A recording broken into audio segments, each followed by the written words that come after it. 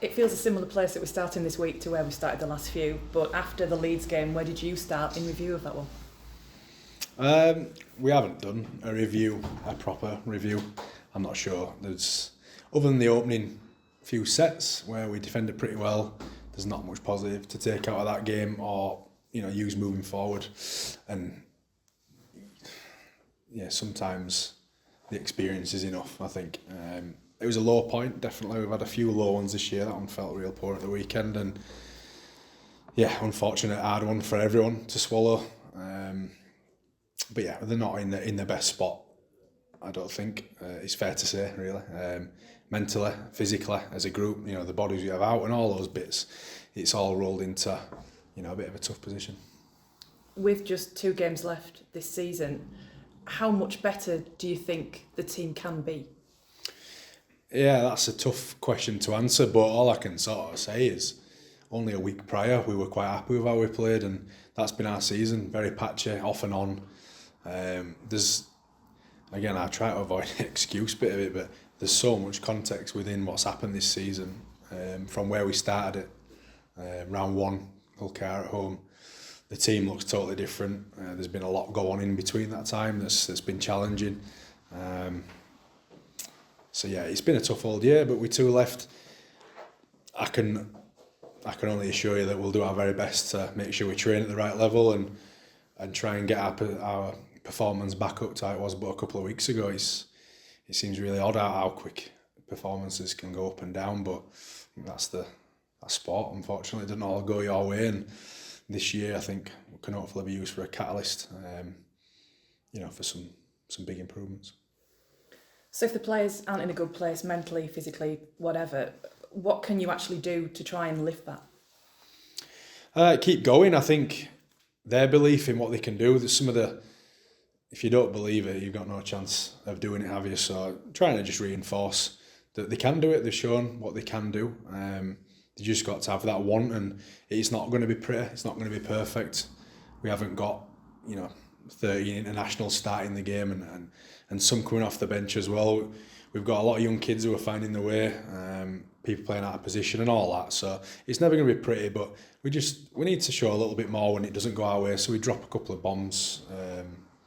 We dropped 1 kick, a couple of loose carries in yardage, and maybe after the first one we looked like we were still there. Then after that our heads went quite quick after a couple more that followed it. So we just got to react better to those moments of adversity and have each of us back. I think they claim to be a tight group. They enjoy each other's company. We need to show it. What's the reaction been like in training this week then? Yeah, all right. Listen, we've been here before, haven't we? We've had these lows. You got to get on with the next job. There's no point in kicking stones too much.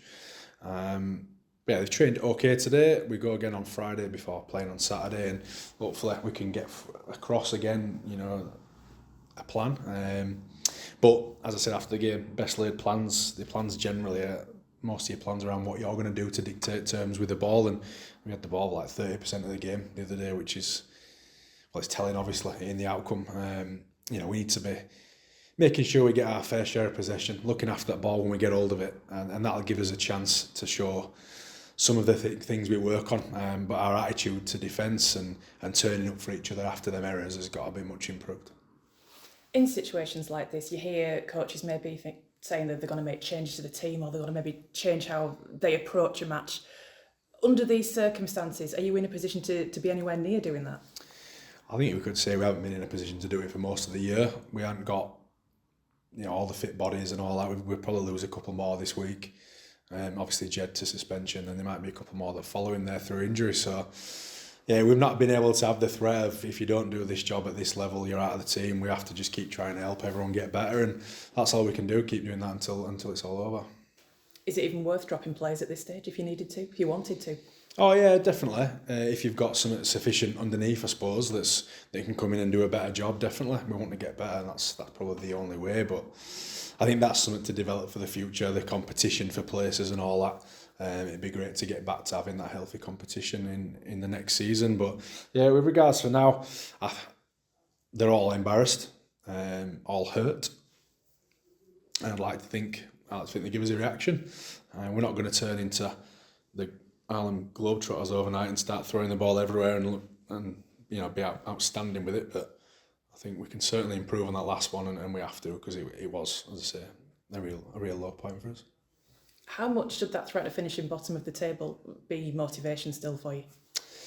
For me, obviously that's a question for the players really as well, but I think for mine, there's a reality we have to face here, whether we like it or not. Second bottom, yes, the last one gets the tag wooden spooners, but it's not been a season of anything that's worth remembering or wanting to repeat, to be quite honest, other than a few of those young lads who've shown us a little bit of what might be installed in the future. But yeah, this is one to forget, learn from massively.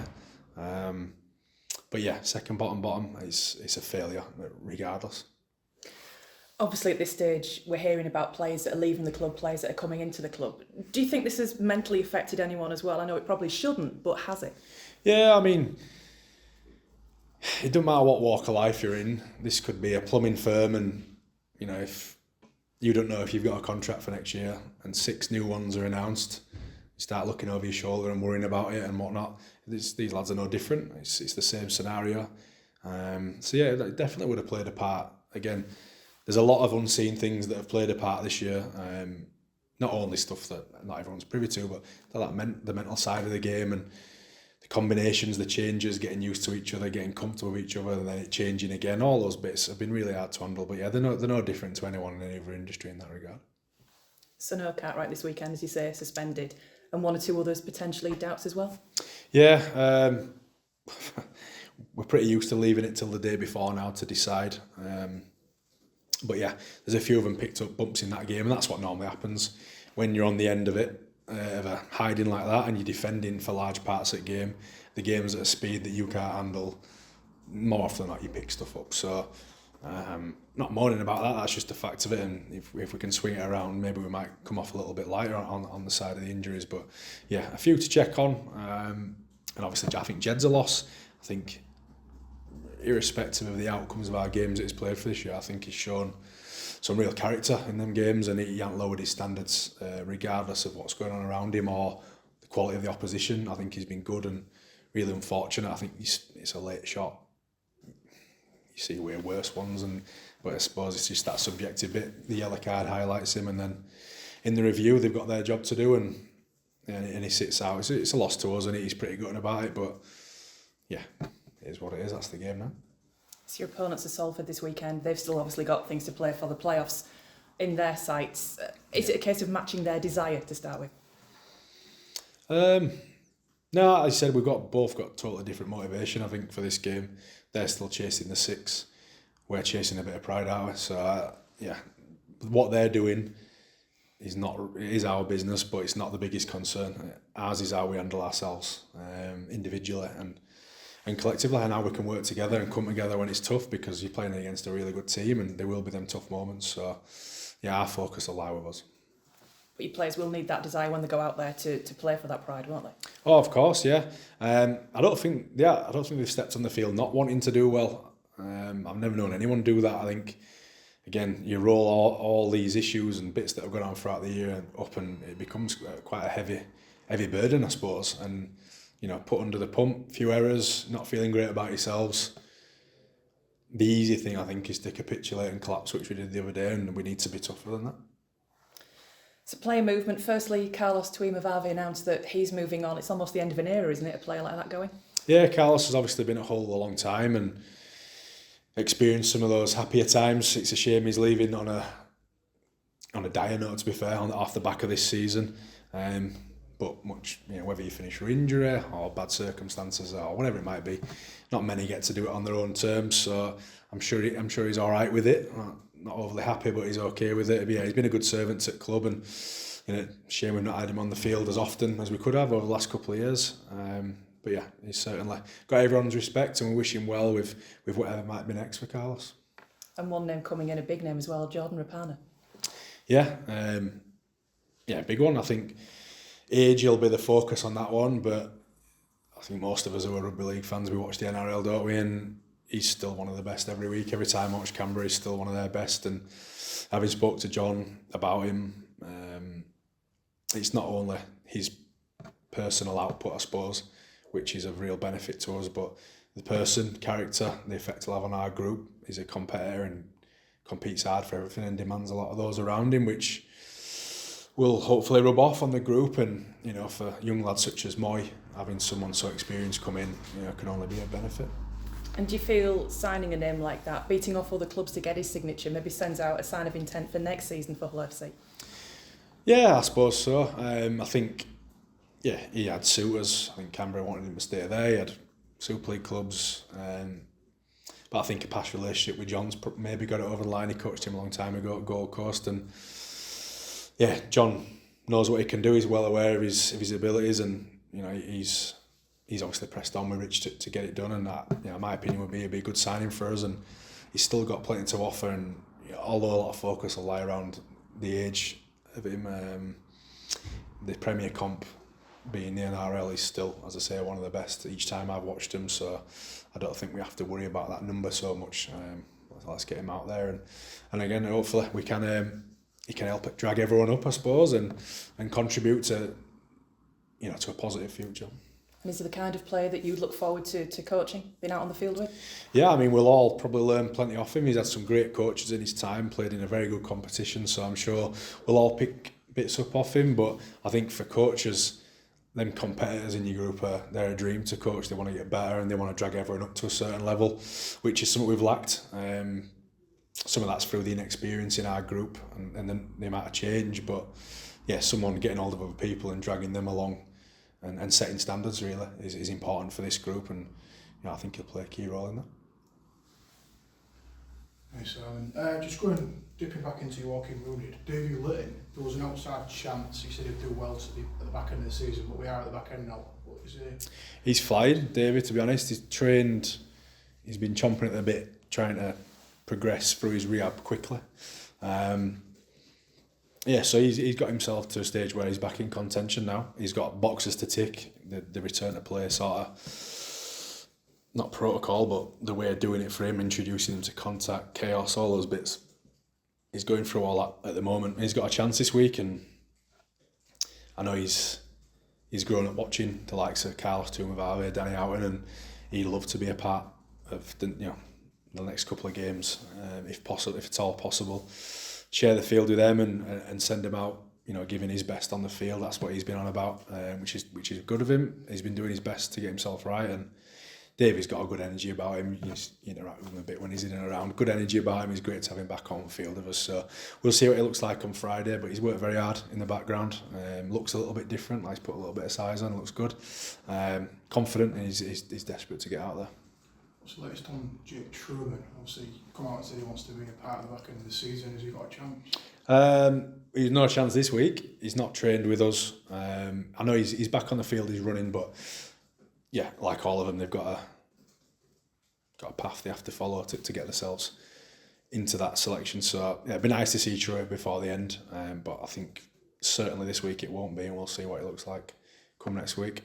So in terms of your long-term absentees, Roman Dawson, big step for him being on the field a couple of weeks back, Nick Stavely making big inroads. How important will it be to get them back for pre-season?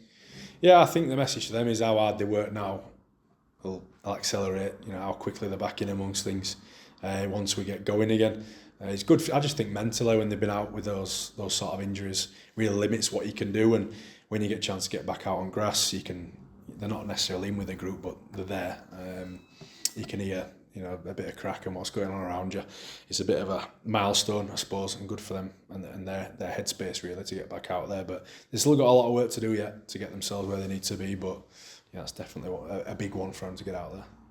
Obviously, focusing on the season, there's been a lot of negatives, but the positives has been the emergence of youth. I mean, if you could pick one that would stand out for you as the bright spot this season, who would it be? Oof, one would be tough. I'll give you two. Give me two.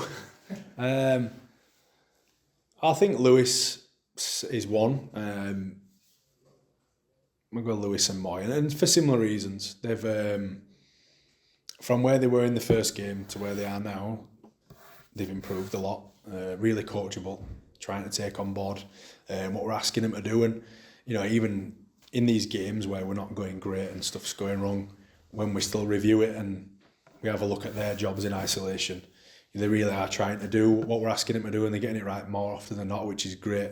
To say, it's their first year in Super League and it's trying times and it's difficult and all that. So they've been a pleasure, really. There's a few more in there, but yeah, I think if you narrow me down to Lewis and Logan, yeah.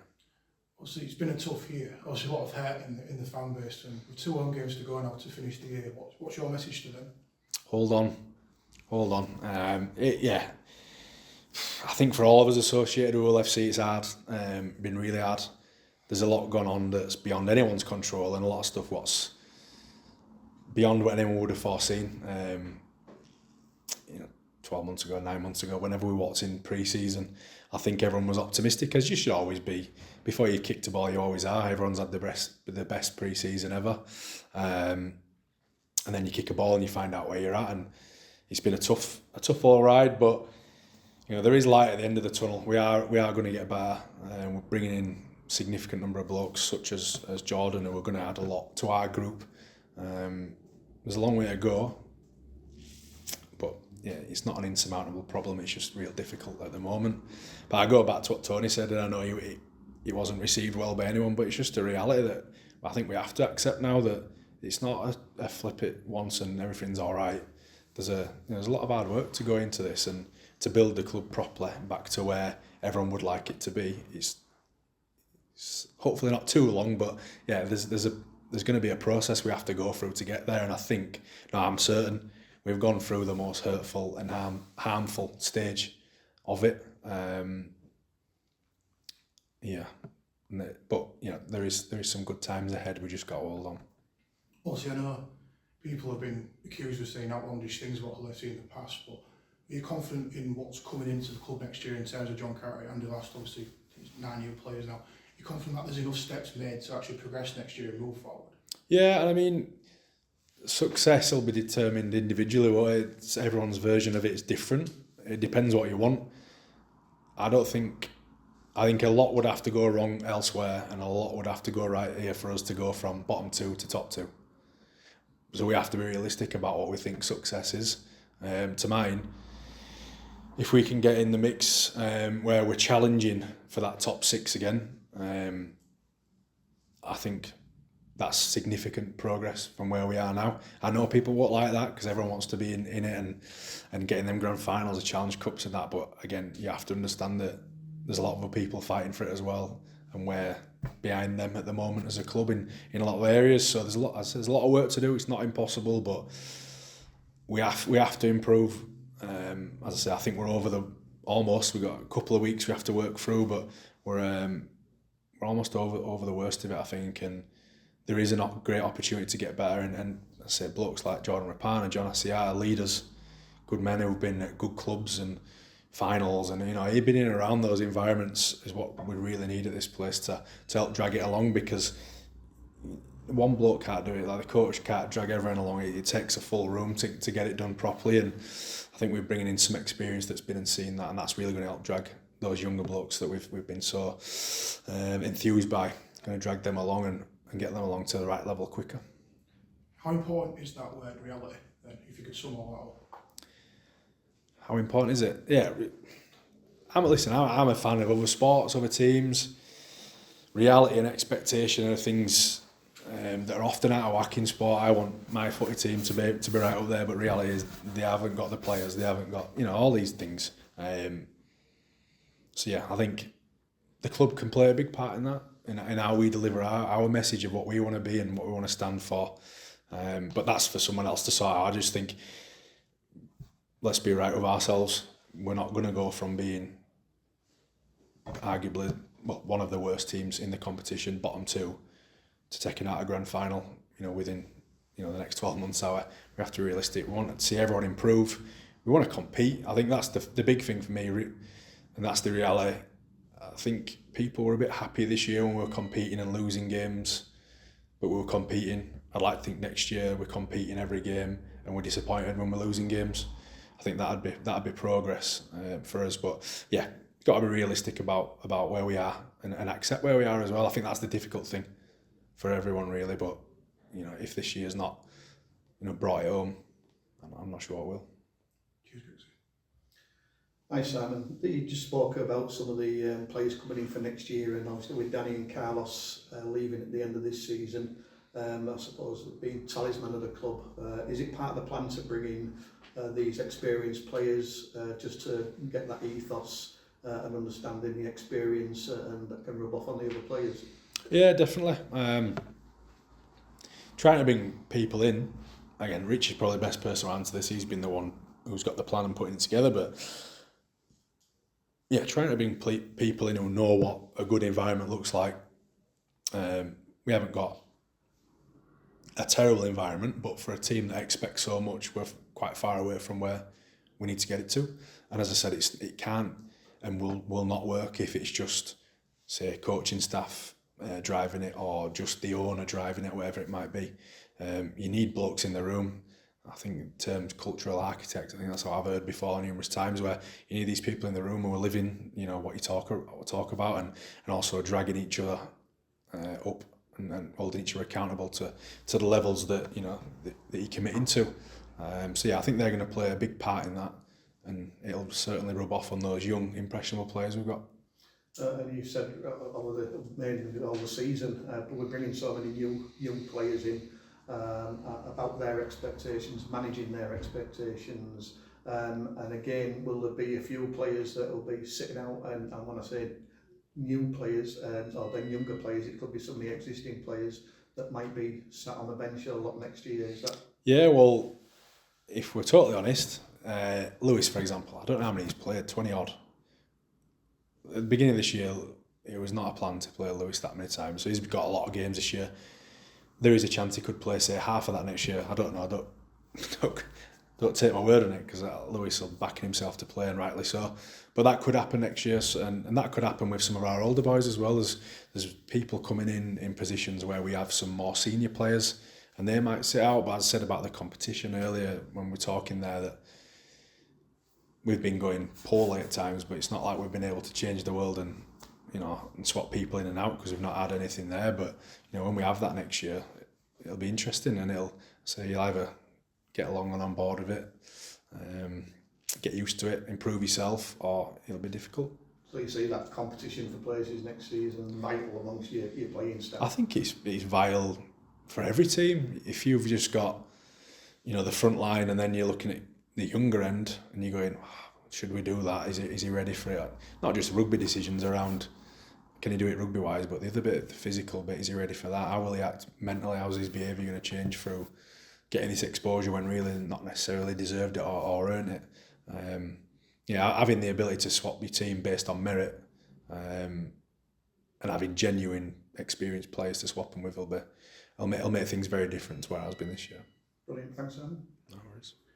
Just on Rapper, Simon, where do you see him playing? Obviously you mentioned about being a role model for Logan. Does that mean he's going to be playing fullback? I'd see him as fullback. You'll have to ask John when he crosses the water there. But fullback, wing, pretty sure I've seen him play centre, possibly even half as well. He's got that versatility about him, which is great for any team, particularly at the moment where you lose players within a game. You need to shuffle your team around, which can be really important. But I'd say, his focus will probably be primarily on being a fullback. Yeah. Does the news of his signing provide a boost to this squad now, as in for the next couple of weeks? I don't know. I don't know if they're looking ahead. I hope they're not looking too far ahead and worrying about that, because this one's the important one. It's nice to know that there's players of calibre and experience coming in, or reinforcements, if you like, that are going to help them all along next year. But he's not coming till next year, so they better be worrying about this one. And can we expect more signings still to be done, do you think? Obviously Dan said 9. I expect that to go to double figures. I'm not sure. I can't even remember exactly who's been announced and who we might not have announced. Listen, we've been attached to every player on the market this year. Some of that was probably legitimate, and some of it's just agents playing the game and bumping up the interest in their clients. There could be more yet that you're not aware of, or we haven't confirmed, or I'm not sure. That again, that's for Richie to talk about. Look, I just want to get your general view on this. The gamesmanship issue is biggest talking point in rugby league in a minute. What's your take on that? I've said it before. There's too much the line down, and I've seen players telling people to stay down It's pretty poor look, to be fair. There's probably some solutions around how they referee it and manage it, but they're going to have to be brave and and make some what all seem like tough calls at start to get rid of the behaviour. But I think my bit is more the head knock stuff, where we're in this time where we're really concerned about it, and the game's under threat to a degree around the insurance stuff. I don't think the lads are helping by doing this, by carrying on and laying on the floor. When people are injured, absolutely, I get it. But yeah, they get in it a fraction late or whatever it might be, laying there knowing that they're going to stop the game, they're going to look at it, and then you get up 2 minutes later and play the ball and everything's fine. I think it's just not a good look for a game that has been so working class, honest, and criticised other sports for that sort of gamesmanship. I think it's pretty ordinary, and I'd like to see a change. There are some solutions. Which way they go with it, I'm not sure, but yeah, I think it's the majority in it that are saying they're not happy with it. So if it's the majority saying there's something wrong, generally there's something wrong. In terms of solutions, do you have any ideas? Well, I think anyone that stays down and they have to have a penalty and they have to have so much attention from the medical staff, they need to leave the field as well. And whether that's a HIA or for a minimum period of time, I'm not sure. The difficult bit, which I kind of like to see, but I know it's a difficult one for them to call, but there are some bits of the game where it's nonsense, they're carrying on a bit, but then it becomes around the subjective nature of the referee's decision, doesn't it? Around knowing when someone's sort of trying to fool him, if you like. I'd like a little bit of that, even a yellow card for genuine feigning injury or anything. But again, it's a really hard one to do. But I think the other one around getting them off the field, then if they're that bad, they need to leave the field if they have to stay down that long. I think that'd be a start, and then people, you might start getting on with it. Generally, they've got a tough job, haven't they, the referees? And I think when there's a bad tackle, I think most of the time they see it, don't they? I think it's these where we have to go back from 2 plays later and we're stopping and looking at it sort of thing. It ends up taking away from what match day, ends up putting 5 minutes on the clock, and I just don't think it's a good look for our game. You'll have seen Brisbane's season's come to an end now. I mean, I'm not saying is it going to be here next week, I'm just saying, does it accelerate the process of John coming over? No, I don't think so. I think he's got a date to come. Obviously, that planned around Brisbane. He was obviously hoping that he got to finals and such. So I don't think his plans will change on that. And yeah, between now and the end, I think we'll probably start catching up a bit more regularly on a few stuff as we start making prep for pre-season. But yeah, I don't think it'll change John's plans. Have you spoken to him about last week's result? How difficult? Just a couple of texts over the weekend. Not difficult, really. He knows what's going on. He knows where we are. Keep that private, but he knows what he's walking into. Look, Jed, talking about his lad, it's just not really been allowed to get going, has he, just yet? How frustrating has it been for you, obviously not being able to pick him as much as what you like through injury, suspension, whatever else, and for him as well, putting himself in his shoes? Yeah, it weren't the best start, and obviously coming out other side of the world, he wanted to just jump straight into it, but carrying the name of the next coach, he obviously wants to go out and show he's not just here because it's his dad's name, it's because he's a good player, and I think he has shown that. Frustrating for Jed, getting banned, definitely. Frustrating for me and us, yeah, definitely. But I think there's a lot more to come. I think when we get our playing level to the level it needs to be at to compete in Super League every week, I think we'll see a better version of Jed, and shows what he can do.